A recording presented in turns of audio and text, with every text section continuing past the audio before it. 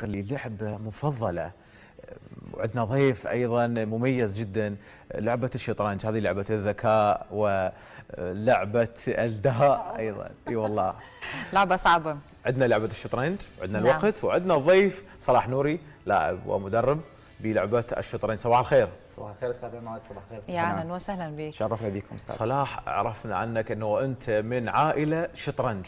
نعم استاذ. عائلة كلها تلعب شطرنج. صحيح. احكي لي عن بداياتك، تفاصيلكم.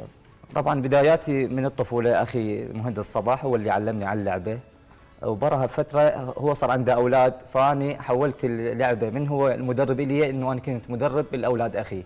طبعا نعم. 2 ذكور و2 بنات، نوري وربيع ووداد ونهاد. الحمد لله هاي الاربعه حققنا وياهم 5 ذهب بطوله العرب و2 فضه من 4 لاعبين.